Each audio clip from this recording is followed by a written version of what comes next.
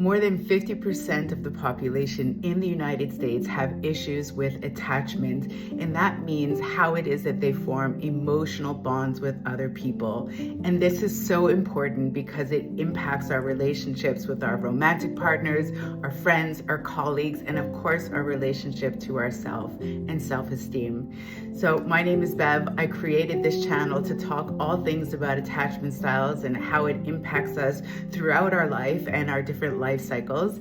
If this is something that is of interest to you, please give us a like, subscribe, and share it with your friends if you think it's worth sharing. Let's dive in. Like, there's so many different scenarios whereby a child can feel they're not getting the emotional attunement that they need. It's not always that the parent purposely tried to harm the child, but there is an impact to what the child receives and what the child doesn't receive from the parents. Okay. Right? So Yeah. if they didn't receive that emotional attunement in moments that they really needed it, that leaves an impact. And so there's really a couple of ways that children will deal with it. There's primarily two. The first is that the child will, on the scale of insecure attachment styles, they'll develop what we call an anxious preoccupied style. This is what we call the anxious attacher. This is generally someone who grows up to chase romantically partners who are emotionally unavailable. They're always chasing after love. They very much crave closeness. They often feel sad and lonely. They're very focused on what other people think about them. They're very, very congenial. They're often the group of people pleasers. They just want to be liked and loved. These patterns, these maladaptations, right? These behaviors come from the fact that they didn't have consistent love. They got a little bit of love in childhood and they knew that felt good, but it was never consistent. And so it created this pattern where they were chasing after that connection, right? That they knew felt good. And so, your intro, you said, why do you always choose the wrong partners? This is a very common scenario where someone chases after another individual who is emotionally unavailable. And the reason we do this is because subconsciously it mimics the dynamic that we once had with our caregiver. Right? So we think that this is our definition of love. This is what love feels like. I'm going to feel anxious. I'm going to chase. I'm going to sort of focus my energy and attention on the other person, and make sure that they're taken care of so that when they feel good, then I can feel good. Yeah. So we see this often in homes, again, where the love and emotional attunement was inconsistent, or the child's needs were really not placed on any level of priority. So, for example, the child was parentified, meaning they had to assume roles within the household to benefit the parent or to help run the household. Maybe the parent themselves was emotionally immature. And so, we often see this in some toxic family dynamics where there's one member of the family who sort of consumes all the oxygen in the house. And everyone tiptoes around this person. Don't upset them, right? And everyone else's needs fall to the wayside. And so the young child learns the way that I stay safe, meaning I don't get yelled at, I don't get criticized, I don't get punished, whatever the safety looks like is I give. I make sure the other person is okay. I give of myself. Now, I mean, it's a beautiful thing to be giving, but often what they're doing is they're giving away so much of themselves. They don't understand their own needs. They often don't understand or know how to implement boundaries. And so it really becomes difficult when they become adults, because they generally are the people who go to really extremes to be congenial at the expense of themselves. Now, if we peel back the onion a little bit, what they're trying to do is they're trying to say that I'm going to be so likable Yeah. that you will never leave me. Mm-hmm. Right? Like, I'm such a good friend. I'm the friend that will take you to the airport at 4 a.m. I'm the friend that if you need money, I'll give you money. I'm the friend that you need to talk for 2 hours. I'm there. Yeah. You could never leave me. I'm such a good friend. Right. Right. So the thinking here is that like the easiest way to get people to like you is to just say yes to everything. Mm-hmm. So this cohort of people is generally very overextended. Yeah.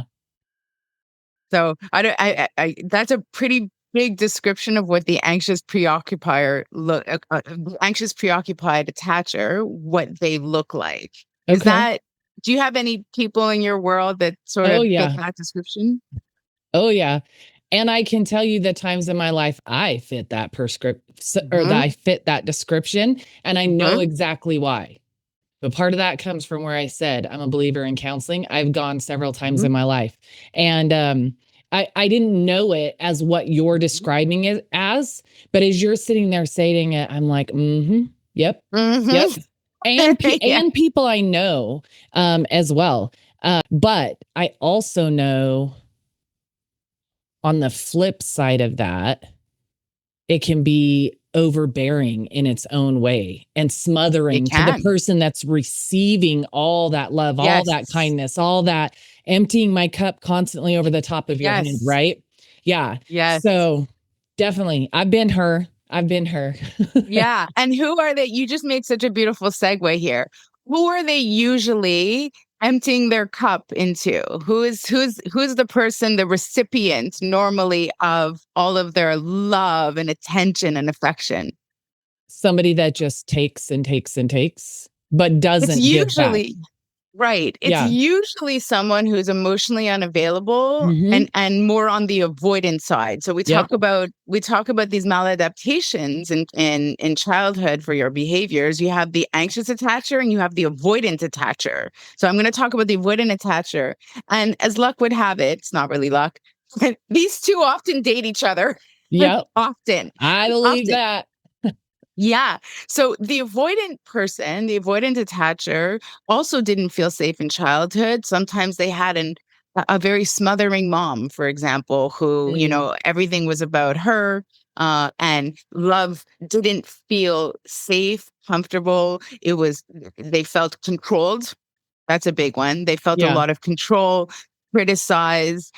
They were often left alone a lot. Like we see examples of emotional neglect. And what the child learns is that no one's coming to save me.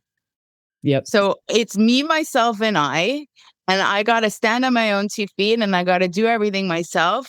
They develop a great deal of trust in themselves because, well, I'm going to handle it. I'll figure it out. But they're really distrustful of other people because they couldn't trust their caregiver to Yeah. respond to them, even in predictable moments. And so that person grows up to be an adult and they really struggle also in relationships because they've got certain, unspoken expectations like, Yeah. you know, I'll take care of my emotional state and you'll take care of yours and then we'll get together and we'll have fun together. But don't ask me to take care of your emotional state. Like I don't you do that yourself? Right? Like the Yeah. idea of co-regulation would be surprising, but it was never modeled for them. Mm-hmm. Right. And I know so those people these too. yeah. Yeah. And these are really again, the avoidance, they are simply trying to keep themselves safe. They often get a bad rap, like they're mean in some way or secretive. They don't open up easily because they simply don't trust. And it is hard for them to be in relationships. They can change this, of course. But we often see like the memes or the tropes on the internet of an anxious woman chasing after an avoidant man. Yep. I do have to mention that attachment styles are not gender based. So there are plenty of women who are avoidant and plenty of men that are anxious. I don't know why we pick up on that particular trope as being funnier than the rest. But what happens is when these two get together, it's oftentimes really, really explosive in the beginning, like because they meet each other's needs. The avoidant feels so seen and Mhm. so cared for and so loved, and all the affection that they're not used to getting, right, from the anxious person. And Yeah. the anxious person is sort of in awe of the avoidant, who seems to be very calm on the outside. They present very calm, who seems to have a really good command of their needs and their boundaries and all these things, the things that the anxious person doesn't have. But after they spend a couple of weeks together, they realize that their coping mechanisms are so different, Mhm.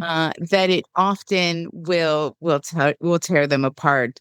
When in conflict, the anxious person will always seek closeness, Yep. right? And the avoidant person will always try to take distance. And this is how they are trying to regulate their nervous system. The anxious person has not learned how to soothe or self-soothe their own nervous system. They're reliant on external sources. Again, their focus has always been on other people. Yeah. And because the avoidant person spent most of their time alone, figuring stuff out alone, they need to be in solitude to emotionally regulate. So when I say that these patterns of what we experience, learn, saw, felt, all of this really young impacts how we deal with things later on, it significantly impacts our thoughts, our Yeah. communication, our coping strategies, all of this stuff.